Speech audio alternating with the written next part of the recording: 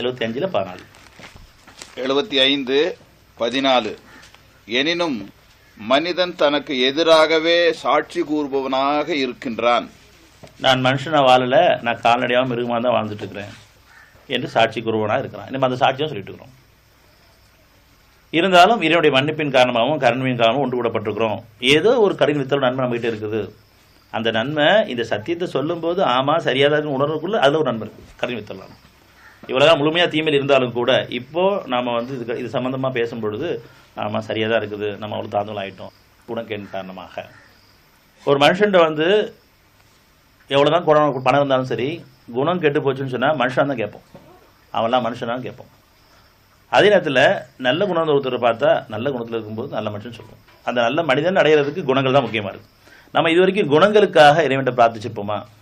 இறைவனே என் குணங்களை கொண்டு உயர்த்து, நல்ல குணங்கள் நான் வாழ வைன்னு சொல்லிட்டு. நம்ம எல்லாருமே வெளியே நல்ல பிள்ளைங்க தான்.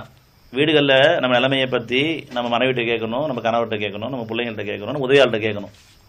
வெளியில் எல்லாரும் ஒரு நல்லபடியாக தான் இருக்கும். இதுதான் கன்னிமாரி வாழ வச்சுட்ருக்கோம். நம்ம எப்படி நடந்துக்கணும்? இது மட்டும் இல்லாமல் அகத்தில் அவ்வளோ கேடுகள் இருக்க மட்டும். வெளிப்படையாக கணவனை பற்றி மனைவிட்டையோ, மனைவி பற்றி கணவன்கிட்ட கேட்டால் தெளிவாக சொல்லிடுவாங்க. பிள்ளைங்கிட்ட பெற்றோரை பற்றி பிள்ளைங்க கேட்ட தெளிவாக சொல்லிடுவாங்க. உதவியாளர்கள் நிலைமை பற்றி கரெக்டாக சொல்லிடுவாங்க. இதெல்லாம் வெளிப்படையாக இருக்கிறதே இவ்வளோ கேடு இருக்குது.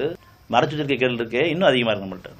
ஒருத்தர் மேலே ஒருத்தர் பயமையும் வெறுப்போடையும் வாழ்ந்துட்டு இருக்க நிலைப்பாடுகள் எவ்வளோ இருக்குது. அதனால் நம்முடைய மனசை அறிகிறாங்கிற அந்த பயம் நமக்கு வேணும். அது மட்டும் இல்லை, ஒருத்தர் சார்ந்து வாழ்ந்துட்டு இருக்கோம்.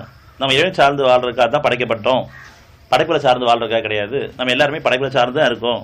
ஆனால் படைச்சவனை சார்ந்து வாழணும் விருப்பம் இருக்குது, ஆனால் வழி இல்லை. அதில் வாழ்கிறோமான்னு அதுவும் இல்லை.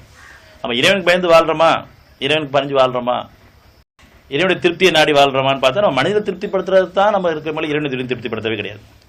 அது தப்பான காரியங்களை செஞ்சாலும் மனிதனை திருப்திப்படுத்தணும். அப்படிப்பட்ட நிலையில் தான் நம்மளுடைய எண்ணம் இருக்குது. ஆனால் இறைவனை திருப்தி வாழ்றதுக்காக தேர்ந்தெடுக்கப்பட்டிருக்கோம். இறைவனுடைய திருப்தி தான் பாக்கியம். நம்ம அவனை மட்டும் பிடிச்சிட்டா போதும், எல்லாம் நல்லபடியே சரியாயிரும். நம்ம மனித திருப்திப்படுத்துறதுக்காக தேவையில்லை பொய்ய சொல்ல வேண்டியிருக்கு, வீணான ஆசையில் காமிக்க வேண்டியிருக்கு, வீணான பேச்சில் பேச வேண்டியிருக்கு. அது எல்லாமே சத்தியத்துக்கு புறம்பாகவும் இருக்குது. ஆனால் இறைவனை திருப்திப்படுத்தக்கூடிய வாழ்க்கையில் நம்ம போனோம்னு சொன்னால் அவனுடைய பொருத்தத்தை நாடி நீங்கள் செய்யக்கூடிய கடமைகள் எல்லாமே நன்மையாக தான் இருக்கும்.